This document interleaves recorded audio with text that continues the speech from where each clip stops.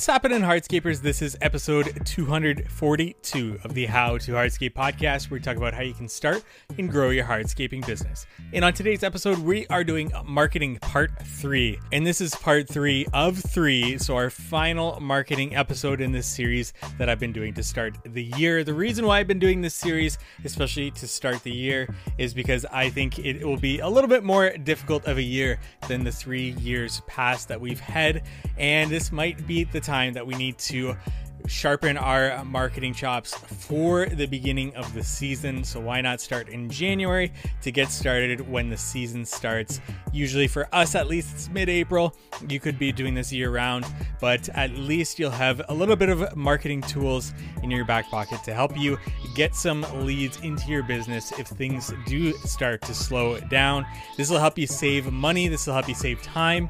And it's everything that I've kind of learned through many years of doing this in not only the landscaping industry, but in other industries and other small businesses that I've started in the past. So just kind of developing my knowledge through everything that I've read, everything that I've listened to, and everything that I've put into practice as well, and then tailoring it to us in the landscape hardscape industry as well here. So if you missed it, I would highly recommend you go back to part 1, listen to that one. That was on creating a client's avatar, and this helped us to be able to know who exactly is our ideal client. The avatar went through age, income, their location, they maybe even jobs or jobs you want to exclude, their marital status, obviously their homeowners, whether they have kids, pets, their interests, and so on there.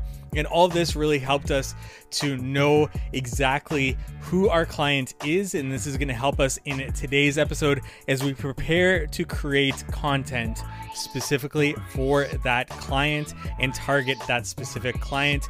But in marketing part 2, we talked about how and where to find that client. So in that episode, we talked about 4 different buckets of people and which buckets we need to prioritize to get more leads into our business, all the way down to those colder leads and just starting, and how we can use information and data to be able to go into this episode where we'll be creating content specifically for that client, that avatar that we are looking for. So all of these 3 marketing episodes kind of blend together, but I separated them because they are distinct topics within marketing, and it would have been quite a large episode and a lot of information to digest if I just put it all into one episode. So that's why we've got 3 different parts here. Now, if I do get enough questions, we will do a part 4 follow-up with a bunch of questions. I have been getting a few questions from people. Thank you for engaging with me. Thank you for letting me know that these episodes are helpful. And if you have questions or you have comments or anything that you want clarification on, at How to Hardscape on Instagram, just shoot me a message there. And if we get enough of those questions, I'll do a marketing part 4 follow up to this, answering your questions. We've done marketing episodes in the past on the podcast. I talked about SEO and website creation. We also had a few different industry experts talking more about marketing, but that was back in 2020, 2019 maybe, where we did a marketing week. And that was before things got really good and we just relied on word of mouth, and there wasn't much that we needed to spend on marketing for the past few years. And that's why we're kind of revisiting marketing when we are here. And before we get into it, we want to thank our sponsor, Cycle CPA. If you're looking for bookkeeping, accounting, CFO services, reach out to Cycle CPA. That's cyclecpa.com. Let them know How to Hardscape sent you for money off their services there. And if you're looking for a software to help you in your business, check out the How to Hardscape headquarters. And this includes our Hardscape course content library, installation to help you train and onboard employees. It also comes with budgeting, estimating, job costing, scheduling, time tracking, and so many more features that we've got coming out there for this. You can learn more at members.howtohardscape.com or message me at howtohardscape on Instagram. And without further ado, let's get into creating content for our client avatar. Okay, so we've done a quick little introduction about part 1 and part 2 in this series. Part 3 here, we're talking about creating the actual content and to use that content to target our specific client's avatar. We're going to be talking about online, offline, and what you can do to develop an offer that'll speak specifically to your client. Because it's not just about, especially when we are paying for advertising, It's not just about the value that we're trying to explain to our client. It's also an offer that we can give to our client that will help them pursue you a little bit more, or to help you become more of an authority in their eyes when they see you, especially if it's a cold lead, if it's somebody that has never heard about your business before. If you offer them something, they'll be more in tune to see you as an authority in the space because of this. Ultimately, your client's looking for some sort of value or results from you, and from just viewing quickly a video or whatever it is that you're putting in front of them to advertise to them, you want to get that value to be perceived from the clients. You want it to be a dollar amount or perceived value, a service, product, or something along with what you're actually offering them. Let's talk about creating an offer first, before we get actually into developing content specifically for our client avatar, because this is something that when I first heard about offers that people create in other industries, and I do suggest that you try to figure out what other industries are doing and then find a way to apply that to our industry. I'll give you some examples as well and some things that I'm going to be doing in my business, but it's also good to learn what other industries are doing and seeing how this could be applied to our business. And to give you an example, one of the coolest offers that I have ever heard, at least the way that it applied to their business, was a realtor that had an ebook on how to sell your house. And that is a specific demographic that this realtor was going for to become their client. So obviously this isn't luxury homes that somebody's thinking about selling, because they're more than likely not to research how to sell your own home. They're more than likely to go out there and just get a professional and have it done for them. There's a specific segment in the market that may be researching on how can I sell my own home without a realtor. And that was the demographic that he was going after to be his client. And so he created an ebook on how to sell your home. Now he gave away this ebook for free. And why did he give it away for free? Is because it was a offer that he gave to prospective clients in his advertising. And what he did was he made that ebook so thorough that it was hundreds and hundreds of pages long, to the point where it was so valuable that it was actually overwhelming for his prospective clients. And then since they got this ebook that was hundreds of pages long, they thought, you know what, this realtor really knows what they're talking about, is already given me such immense value with this ebook. I'm not going to go down the rabbit hole of actually going through this ebook and putting it into practice. I'm just going to hire him and have him do it for me. And that's the value trade-off. And you could be saying, well, why would I do that and then they don't become my client? Well, it's such a small percentage of people that will actually take action on an ebook like that percentage was never going to be your client anyways. But the majority percentage of the people that reached out to him, they were the ones that were ultimately always going to look for a realtor, even though they may have thought that they could have sold the home by themselves. And by him offering them something of such value, it made him more of an authority in their eyes, and it just made it sense for them to hire that realtor. So when I talk about creating an offer, I want you to have that in your head, because that's the thing that's going to help clients see you as an authority in the space and want to hire you, especially if these are cold leads in your business. You want to establish yourself as that authority. So the easiest application for something like this would be to put together a very, very thorough ebook of how to build whatever you're building in your business, and have it be unbelievably thorough, and have it be a free download if the client gives you your email. That way you've got the email address of the client that you can add into your CRM. You got your first name and last name for that client as well if they download the ebook, and it just adds somebody else into your CRM that you can email later. But it also helps provide perceived value to that client, and it doesn't cost you any money once you've already created that ebook. Now, this probably isn't the route to go if you are a full outdoor design build business, because more than likely this client that is searching for some sort of resource like this, they're more so the DIY client that perhaps they're thinking about it doing DIY and it's just a backyard patio. And you know what? They did research on it. They found your offer. They downloaded it and it's too overwhelming. So they're going to hire you. It's more so that demographic that this type of offer would be tailored to.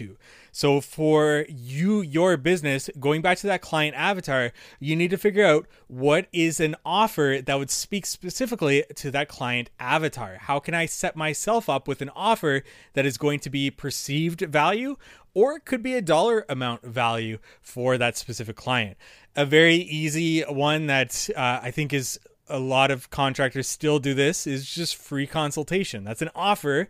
You could put a dollar amount in there as well that it usually is, and you can say it's just a free consultation. Unfortunately, in our industry, that's so seems to be so standard that perhaps that value is not quite perceived by our clients. It just depends on the market for that. But as you can see, you can just craft multiple different offers that you can incorporate in your business, but base it on the demographic that you're going for. If you're a lift and relay business, you might do something like how to fix pavers ebook or training video or so on and so forth, that maybe somebody is DIY thinking about fixing it themselves. They find your offer, they download it, they figure out it's too overwhelming. Let's get this professional to do it. Okay, we've talked about offers, and I hope that was helpful there, and it's got you brainstorming of some things that you can offer your client, because it's not just enough just to put something in front of their face. You need to capture and grab their attention. That's with the content, as well as the pulling the trigger. The call to action is giving that offer or something that you can provide for them. With a smaller dollar price tag for your service, and especially if it's a recurring service, you can offer a certain amount of applications for free or so on and so forth like that. In our line of work where we're design build or project based, that's a little bit more difficult to do, but keep brainstorming that, and we're going to get into actually creating content specifically for your avatar now. So with your avatar, we talked about age, income, location, education, job, marital status, obviously their homeowners, kids, pets, their interests, and so on here. So now we can create content specifically for this client. We can address certain things such as pain points and fears, their desires, and what their personality is like. All of these things is going to help us to create this content that's specifically targeted to that person, because we are if this is online advertising I'm talking about here, and I'm scrolling through Facebook, I see promoted or I see sponsored, and I just tune it out almost immediately. But if you create a video or something that speaks specifically to that person, how many times have you been scrolling and you say, how does this ad know this about me? This is what we're trying to do, because it makes people stop and think. And it also, if you add some sort of video on it that captures their attention in the first few seconds, they're more likely to be retained in your video, and then they will see your offer and be more likely to act on that offer, which just leads to them getting to know and like and trust you more and see you as the authority, and then eventually hire you. So when it comes to pain points, in a lifted relay business, that's fairly obvious, and it's very easy to be able to talk about those pain points and visually show those pain points, especially if this is somebody that is a front entrance, the steps are falling apart, they just came into their house, one of their step caps fell off, they've already got a headache about it, they're scrolling through their Facebook feed, and immediately they see you as the business owner talking specifically to them with steps in the background that are falling apart. It automatically has them click in that this is somebody that's specifically talking about a problem that they just experienced walking into their own home. And this goes back to part 2 in our series, where we talked about targeting specific locations and taking notes on those locations, because if you took notes on that location of a neighborhood in a postal code, we can target that postal code. And if that postal code specifically had a bunch of front entrances falling apart, we now are specifically talking to that client avatar. We know where they are, and now we're going to create content to specifically target the pain points of that homeowner. But I suggest that you sit down and you write out a list of pain points that your client, your prospective client, your client avatar has. If it's lift and relay, those are very obvious. The weeds growing in between the joints of pavers, or the pavers are wavy and dipping and sinking. Step caps are falling apart. The front entrance looks old and outdated.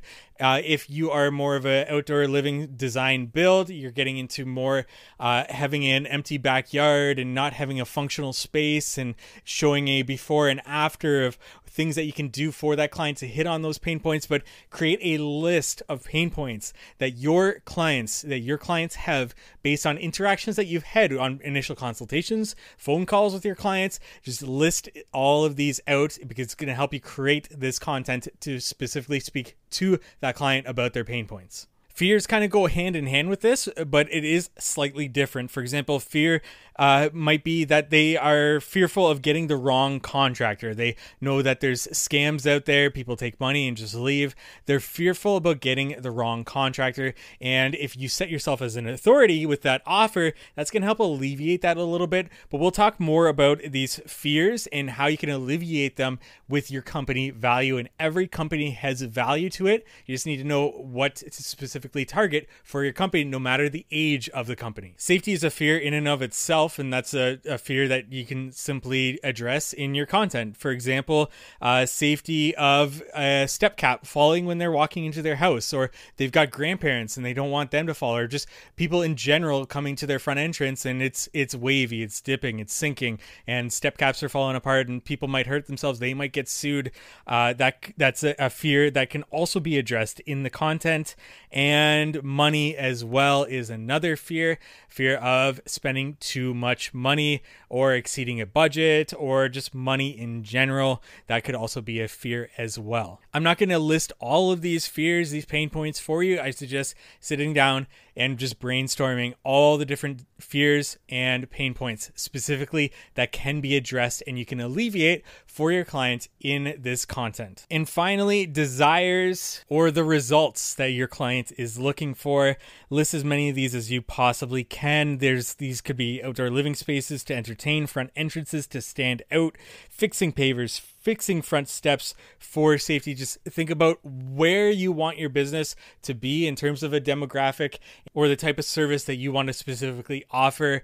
You can have multiple client avatars for different services in your business so that you can specifically target that client avatar when we're listing these things. For example, if I have my lift and relay division, and I also have my design build division, these are two separate client avatars, two separate pain points, fears that each of these people or client avatars have. So I can definitely create two separate client avatars. And then once again, going back to part 2 where we talked about where our clients are, I can have postal codes separate from one another based on notes that I've taken for front entrances and so on there. And then very simply, why can't your avatar, your client, your prospective client, get the results or the desires that they're looking for? I think it's very obvious for us contractors that it's time or expertise or money, or all of the above, or two of the three, and so on there. So time, expertise, money is what your client is lacking or needs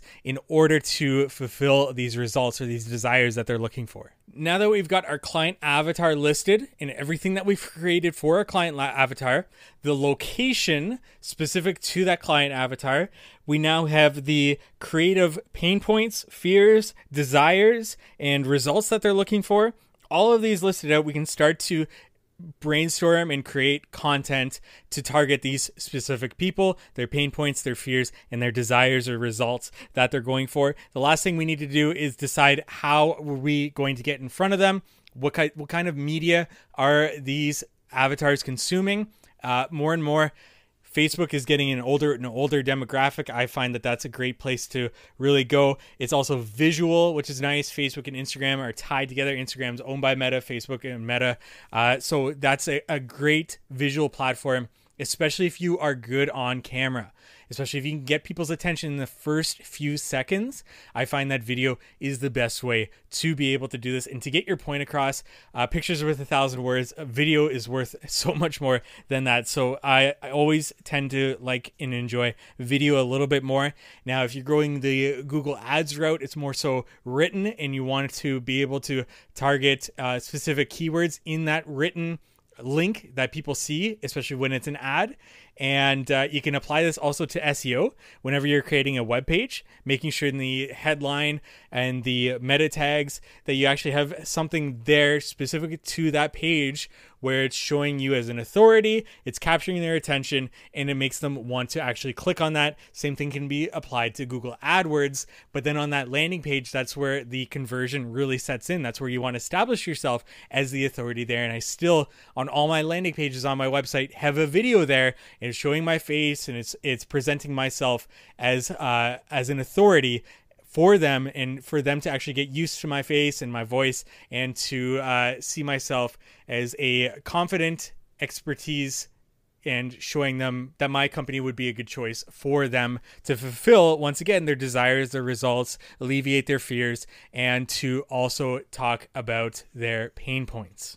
I just want to take a break from today's episode to talk about our sponsor, Cycle CPA. You may have a CRM or project management software in place, but what data are you using to ensure your estimating is accurate? Having a proper accounting setup and accurate bookkeeping done is key to understanding overhead expenses and other costs that must be recouped in your estimates. Cycle CPA is a remote bookkeeping and CFO firm that helps to connect the dots from the financial reports to the hardscape and landscape data needed in order to reach high profits. They provide landscape and hardscape industry benchmarking, job costing, financials by service line, advisory meetings, and much more. Cycle CPA's team of accountants are specialized within the hardscape and landscape industry, and you can visit them at cyclecpa.com, and for $200 off, mention the How to Hardscape podcast. Now back to our episode. Okay, so let's focus on Facebook and Instagram advertising to start here, and we can branch out into less visual or less video-based content platforms. But let's talk about creating a video to be able to target a certain demographic. Now, I talked about different client avatars for different services. You can also create different client avatars to target different ads to those specific people. For example, design build, you might have a grandparent as a client avatar, but you also might have a younger family and their kids are maybe going off to university, that type of demographic there, where they want to bring the family back together and have a space to entertain family, friends, whereas the grandparents are more so wanting to entertain their families, their extended families, have them over and entertain in an outdoor living space. So two very distinct separate demographics for those two separate client avatars, and we want to target exactly what their desired results are, because those desired results or those desires are different, even though they're the same results. An outdoor living space being built, but their desires are to entertain family and friends, have their kids over for the young family, and for the grandparents to more so bring the family together and have multiple families together and their grandkids and have a space for everyone to entertain there. And then when you're building your Facebook ad, you're targeting specifically an age range that would be a typical grandparent or a younger family, and you're creating multiple ads for those two demographics, even though it's about the same thing, having a outdoor living space built. But the ads are separate in that they are addressing different desires. The results are the same, but the desires are different, and the demographics are different that we're targeting. I hope this is making sense, and I hope this is starting to click as to why we went through the past two episodes in creating a client avatar, in knowing where they are located and where we can speak to them, and then now creating this content and targeting them specifically. And now in our ad, in our content, we want to focus on those desires directly, and then focus on the fears and pain points indirectly. And when focusing on those desires directly, be clear on what they want, what their desires are, and what you can do to deliver that to them, how you can help them achieve those desires and those results. For that grandparent analogy, just speak specifically to that grandparent. Hey, do you want your grandkids over and enjoying an outdoor living space together with so-and-so features? And then speaking, and then have a different advertisement or content specifically for that younger family. Hey, do you want to bring your kids back together in this outdoor living space, enjoy a fire at night, and speak about the day past, and so on and so forth there. But when it comes to the fears and and pain points, do this indirectly. So speak about why you are the company, establish yourself as the authority, but don't, for example, if a fear that you've written down for your client avatar is getting scammed or getting the wrong contractor, you don't want to say that, because that will have that image in their head and they will start thinking about that even if they haven't thought about that yet when listening to your content or your advertisement. So you don't want to say, hey, I'm not a scammy contractor, because now all of a sudden they're thinking, are you a scammy contractor? Why did you have to say that? So that's why with fears, you want to address them indirectly in your content. Show you yourself and present yourself as the authority. And this could be done through your work, testimonials, however you feel you can add that in there into the content. So once again, focus on the desires, the results directly, and then indirectly address their fears or concerns or pain points that they may have. Okay, now creating the content. And this is about hooking them in those first few seconds and retaining them and then giving them something at the end. And this is an entire loop that you can get into in being able to hook, retain, and give them something at the end. Now, I think the best resource for this specifically is Alex Hormozi. I would check him out on YouTube and I would watch his videos because he is an ad expert when it comes to something like this. He is a guru who actually does what he says and has actually achieved results, and not just results that are superficial.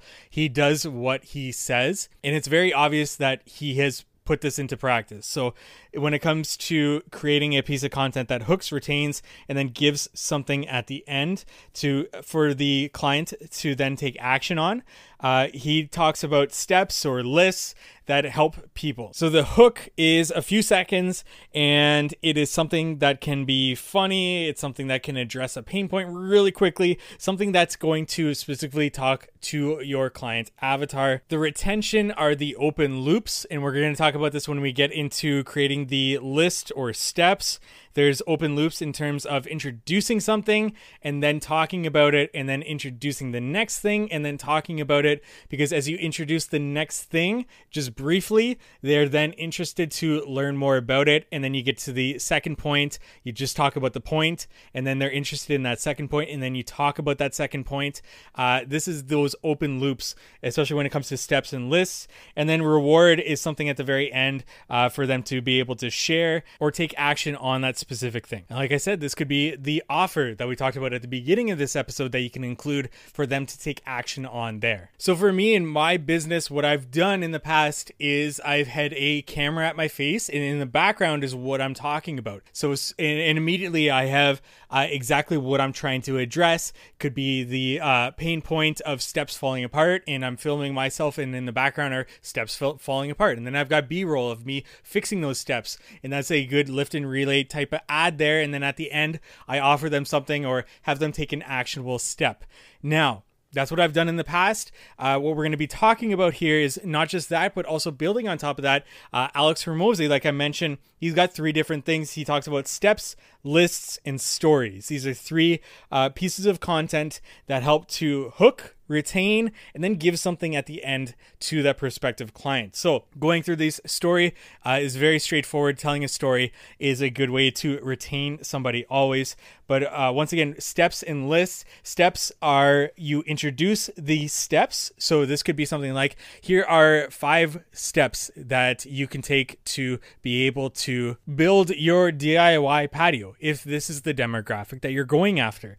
And you immediately are addressing the steps. So this is somebody that you are targeting in the spring, and they're thinking, maybe I need a backyard patio. Can I do this myself in my DIY? What can I start to think about when it comes to this? But it's also establishing you as an authority because you know how to do this, and you're giving them the steps. And then what are the 5 steps? They're curious now, they're hooked. And then the retention is you give step number 1. Step number 1 is blank. And then they are hooked to learn what step number 1 is. Then you talk about step number 1. And then step number 2 is blank. and then they're hooked to learn more about step number 2, and you talk about step number 2. Step number 3 is blank, and then you just continue that, because that's that retention loop that you're going for, to have them listen to the very end, and then at the very end is some sort of actionable content or offer that you are offering them for. A list, on the other hand, is less about steps of how to accomplish something, but can be different ways to accomplish something. For example, an outdoor living space has many different features. We can list out the different features and how somebody can use it, or how it can be helpful in their life. So for a list, the introduction would be the number in the list. So how many things are you going to be talking about? And then you give number 1, just like the steps. Give number 1 and then talk about it and explain why it's going to help them or how it's going to help them. Then give list number 2 and then talk about how it's going to help them or why it's going to help them, and so on. So very similar to steps, just we're talking about a list, and these are different things in that list rather than steps in a process. And this is once again opening that retention loop, so you hook them with the list that they may be looking for, and then the list number 1 is an open loop. They're interested in to learn more about list number 1, and then you explain list number 1, and then you do list number 2. They're interested in what that list number 2 point is, and then you talk about list number 2. So that's that open loop until you get to the very end, and then that's when they get something actionable or something that they take action in or offer that you give them. And then getting to a story piece of content that could be more so story of your client. Now, this is probably not something that you want to film your clients and have them do it. This is probably something that you want to do, explaining a client or a specific project, because that way you can make it nice and quick, entertaining, addressing pain points, exact desires that they were looking for, and so on and so forth. So something that will hook them. Hey, I had a client, they were coming into their house one day and they almost fell and broke their leg trying to step up their front walkway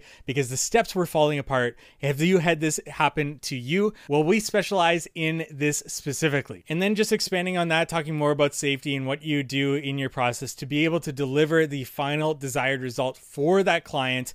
And once again, you can use any few of these steps and to be able to create different types of content for different client avatars for different services that you offer in your business. Now, we specifically talked about video content there, but this can be established also throughout your website, video content in your website, photos, pictures, written content on your website, postcards, anything that you're using for advertising. All of this can be applied to. Now, the final thing that I'm going to touch on here is your company value. And this is, I mentioned it briefly at the beginning of this episode, so now I'm going to touch on it at the end here, because you always have a company value that you can explain to your clients, get it across in the content that you're making here. And your company value is something that you focus on. What are the benefits of your company? And a more established company, it's quite easier. It's years of experience. You got a team. You show your portfolio and your testimonials. You have all of this items that you can include into your content, the years of experience on your crew, adding all of that up and giving a nice number of the years of experience that the crew is going to be on for you, that you are an established company, you've been around for years, you have serviced the community for a number of years, and then you obviously, since you're an established company, you have a portfolio and testimonials, hopefully testimonials, but maybe that now is the time that you want to start to get more and more of those. And all that does is gives you more authority in the space, it just helps you become more appealing to the client that may be looking for a more established company. Now, an owner-operator, it could be very similar to the years of experience. You could still be an owner-operator and have lots of years in experience, so that's something that you may want to touch on. Possibly portfolio and testimonials. You should be working to get that, especially if you're just starting out, getting those testimonials from the clients that you've done work for. But you are typically the everything in your business if you're an owner operator. Me myself, for the most part, this is what I focus on. Even though I'm a small business, I've got value that I can deliver to my clients, and there's specific clients that want this type of value. They want to be talking to one person and one person only. Established company might have a salesperson that hands it off to the designer, that hands it off then to the project manager, who then manages the crew. And it's like telephone there, and things can be lost in the mix. But me as an owner operator, I'm the salesperson, I'm the designer, and I'm the builder, and you are talking to me and me only throughout the process. So there's nothing going to be left out in communication. I'm going to communicate with you throughout the process. And if there's anything that happens, it's going to be because of me, and you're going to be knowing who to deal with to be able to fix that. So that is how I communicate my value to my clients as a small owner operator company. And then finally, the startup company. If you have a small team, you can focus on the combined experience of everybody. If you've been in the industry before, you're just starting your business, that could be something that you could also touch on there, that you've been in the industry for a certain number of years, not focusing on the experience. And then also, you probably are more so on the dollar saving side of things, especially when you're just starting out and you are tackling your first feature that you're installing. I've always done that with my clients. I've said, hey, we've never done this feature before. I'm very, very transparent with that. And I just want to let you know that if you do go ahead with us, more than likely we'll be a little bit cheaper on this sort of thing. But it will be our first time doing it. That's kind of the trade-off that we have there. So at least when I was starting up and I was just getting into installing new things that I'd never installed before, I was always transparent with that with the client. And I always told them that, hey, this is something that I've never done, but because of that, I do have a contractor network. If something does go wrong, I'm going to get the right person in to fix it and to help me with it. But if I do it, I know that I've got the knowledge, the theory to do it, and you're likely going to get a cheaper price going with me because it is my first time doing something like this. That's the trade-off that we're kind of going there with that. But eventually, you don't want to be that low priced on certain features or whatever you're installing there. Eventually, you do want to work your way up. I've always found that worked well for me, at least. Okay, my voice is going now. I hope that this helped you. This was kind of rapid fire. I hope this gave you enough to sit down, write out a bunch of notes on, and start to brainstorm different pieces of content that you can create for all your client avatars, for all your services. And then you can sit down, especially with Facebook ads, and target certain locations and certain people within those locations that fit the demographics of the content that you've created for. This is where part number 1, client avatar creation. Part number 2, where they are. And now part number 3, how to create content for them. All really ties together for you to make the most of the money that you have and to deploy it to get more leads into your business. If it is going to be a more difficult year than previous, dollar amounts spent on advertising is going to increase because there's going to be more demand for that advertisement space, and the pricing for that will increase. So that's always something to think about in the back of your mind as you're going through this process of advertising to get more leads, creating a marketing budget. If you need help with budgeting, we have the headquarters software that's going to help you budget, estimate job costs, schedule, time track, and so much more. It includes our installation courses, our Knowing Your Numbers courses there as well. That's going to help you train and onboard new employees, get them started with that. We're going to go down that route with new features coming. We've got chat functions, we've got notifications, we've got announcement, company-wide announcements on there. That's like a Facebook feed, but for your own business within the software. So you can have user accounts for each of your employees, and they can see the announcements specifically. You can see the chat groups for each of the projects that you've created so that you can document anything that needs to be documented and archive it for the future if anything actually comes up with that. That's the How to Hardscape headquarters software, and we're going to be doing monthly meetings. So if you do have more questions about marketing, you can pop in those monthly meetings, and I'm happy to answer those questions for you. But also, if you have questions, just shoot me a message at How to Hardscape on Instagram. If I get enough, I will do a follow-up episode, marketing part 4, in the future sometime to address those questions as well. If you have any comments, any suggestions, any feedback, also at How to Hardscape there. I'd really appreciate that, especially for this type of episode. And thank you so much for listening to the end of this marketing series. Once again, I hope it helped you in any way, really. A rating, a review on Apple, a rating on Spotify really helps this podcast. And if you really want to help out and you found this information helpful, send this podcast episode to somebody in the industry that you think could benefit from it, or just the podcast in general. Shoot them a message that they should listen to the How to Hardscape podcast.